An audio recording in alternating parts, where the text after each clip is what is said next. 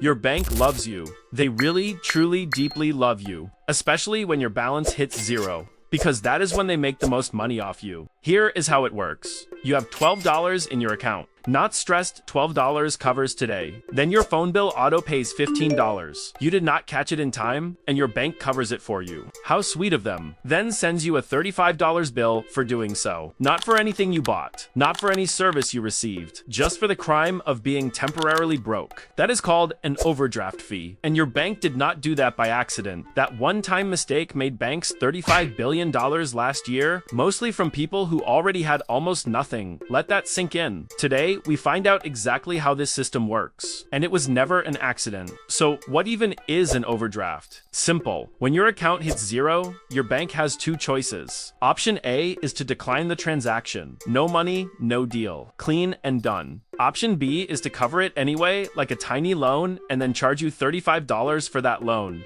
Most big banks pick option B, and they have the audacity to call it overdraft protection. Like they are your personal financial bodyguard. What they are actually protecting is their own fee income.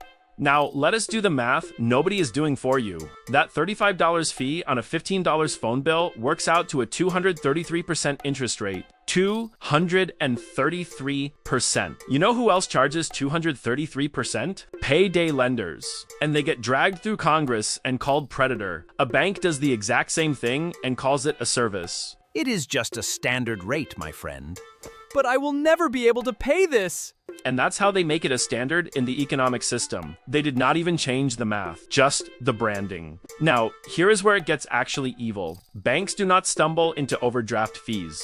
They engineer them. Here is how. Say you have $100 in your account. You make 5 purchases throughout the day. $5, $10, $15, $20, and one big one for $110. The $110 purchase is the one that breaks you. If your bank processes transactions in order like a normal institution would, then you get one overdraft and one fee. Painful, but fair. But some banks reorder your transactions from largest to smallest, so that $110 charge hits your account before anything else does. Your balance goes negative immediately. Then the $5 charge hits and you get a fee. Then the $10 charge and another fee. Then the $15 charge and another fee. Then the $20 charge and another fee. For fees, $140 in charges. For the exact same 5 purchases you already made, same day, same purchases, different order, different outcome. Wells Fargo actually did this and paid $203 million in a lawsuit settlement. Not because they felt bad, because they got caught. Now, let us talk about who is actually paying all of this. Not the wealthy, not even the middle class. The Consumer Financial Protection Bureau found that 9% of account holders pay 79% of all overdraft fees. These are people living paycheck to paycheck. People who run out of month before they run out of bills. Banks know who these people are. They have the data. They see the patterns, they track the accounts, and they still push overdraft protection to these exact customers because it works. The people who can least afford a $35 penalty are also the least likely to switch banks. Too busy surviving to go bank shopping? There is actually a name for this in economics, called the poverty premium. The less money you have, the more you pay for basic financial services.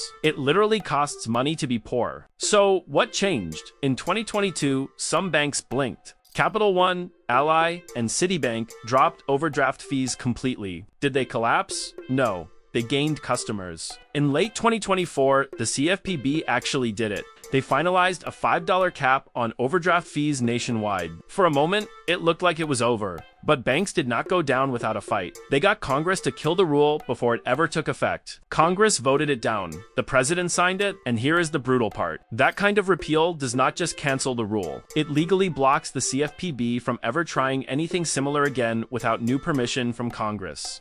The $5 cap is not paused, it is buried.